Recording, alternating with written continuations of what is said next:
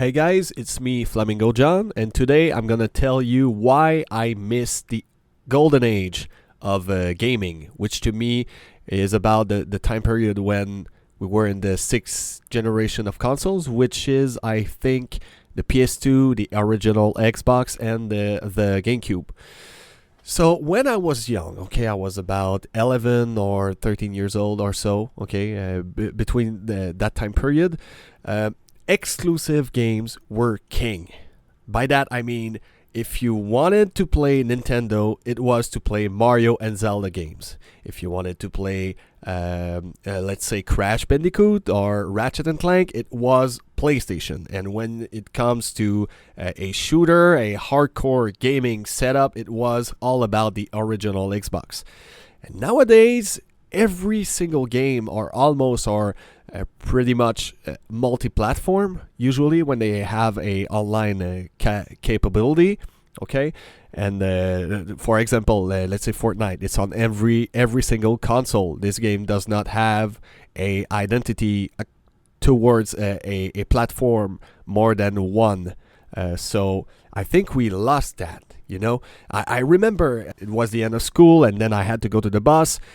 Most of the conversations with my gamer friends were about how their console was better than the other and how that game, you really have to try that game that you will never have because you do not have the proper console to run it. Okay, you can't play Halo if you have a PlayStation 2. That's impossible. And everyone told me you have to see these graphics. The graphics are insane, and it was at the time, and it was really exciting because every single game was a little revolution. So let's say Halo was the ultimate FPS, okay, first-person shooter on console. When it comes to Ratchet and Clank, it was the most opened 3D platformer, I would say. Okay, and when it comes to Zelda, Mario, that was the adventure game that you really had to try. So I really miss those days. I mean, they're not gone, but there's no exclusive anymore. When a game comes out on a platform, then it goes out like 1 year later on PC. So there's no exclusivity anymore, and I think gaming companies such as Sony, Microsoft, and Nintendo are losing their identities. And I don't know why I should buy a console more than the other when they are pretty much the same. They pretty much have the same power. Okay. When it comes to the Switch, that's different because it's a hybrid console. So of course it is less powerful than a home console. Yeah, there's less voltage and there's less power. Okay, computing power inside it. And one thing that I really miss was the fact that everything was on the disc. So back in the days, you could just buy a game. There was no DLCs, no updates. You had everything on the disc. That was the best moment in gaming because actually you can still collect games, okay, of that era, but nowadays you cannot because most of the games comes on the disc and they're not done yet. You have to make a first day update to make them work in order to play them. So let's say that in about 5 years, that game that you've bought, okay, that game that you bought with your hard-earned money, they just put the servers offline, then you just lost the game, okay? Because if you put it into a console that never had the first day update, you're not able to play it. And to me, it feels like buying games. I don't see the purpose now because it's like you're not owning it, you're just renting it. It's a rent. We are renting game and it does not it is not ours anymore.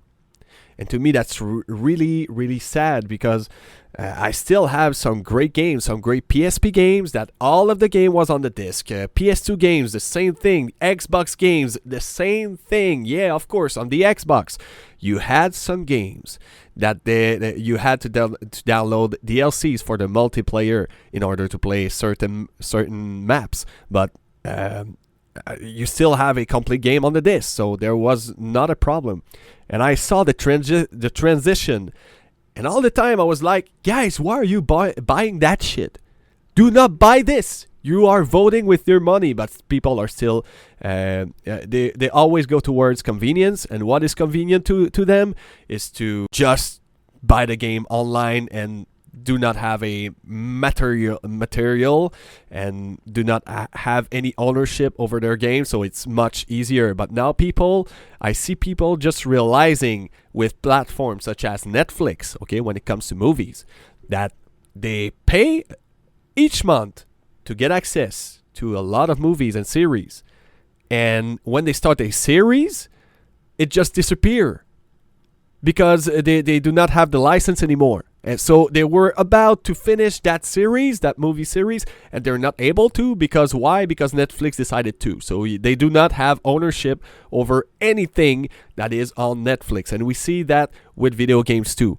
Okay, so earlier this month, I just realized that a game that I loved, which is Max Mustard on the MetaQuest, which is a VR headset, it just disappeared for some reason, and you cannot access it. It just disappeared. So this is why I really, really hate our era of gaming, and I really miss those days. And I there was way less free-to-plays. You know, my son and my daughter love to play Fortnite.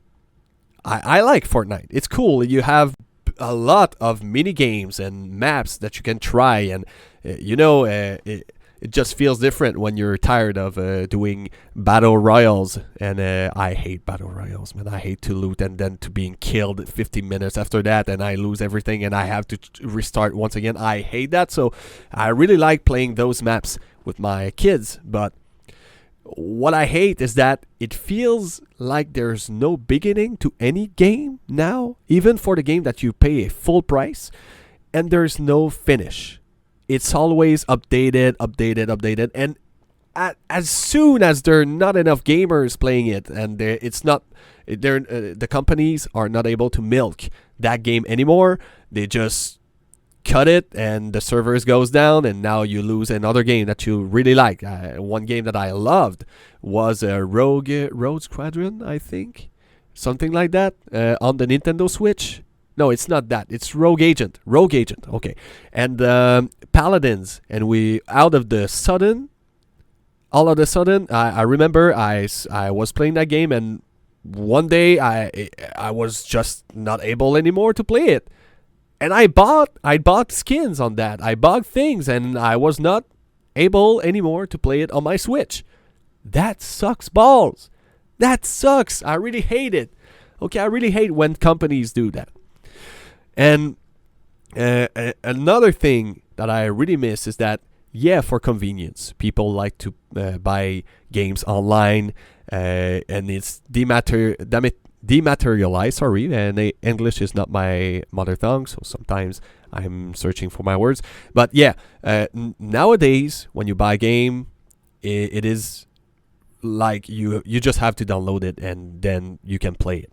But one problem that we see now that we did not had at the time is that games were not taking space on our disk drives. Now it just drives me crazy that every single time that I'd like to play a game, it takes up to 200 gigabytes or something like that. So I have to uninstall games, I have to download it and wait for 30 minutes or 1 hour till it gets downloaded completely. And then when I'm tired of it, I have to get rid of this game to install the other game that I'd like to play, because I cannot have more than 3 fucking games on my disk drive. It drives me nuts. I hate that crap. I would like to have, once again, some, I don't know, Blu-rays or something that I can put, SD cards that I could put inside my console or my headset for my VR, and just play from the SD card, or play from just play from a material, and I would have something to put on the shelf and feel like I do own that crap, that game that I bought, man. But no, nowadays it's just we're renting shit. That's what we're doing. We own nothing and we're just renting, man. That's crazy. Okay, and one thing that I really miss with that is midnight releases.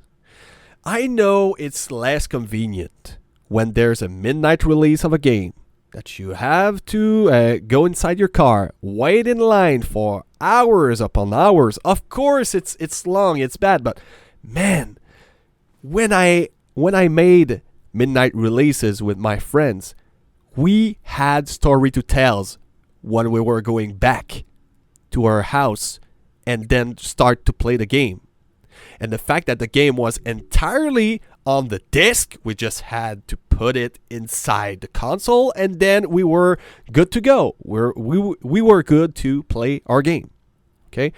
And when you just preload a game 3 days before it releases and now, oh cool, it's midnight, yay, now I can download my game, oh cool, but there's no story to tell.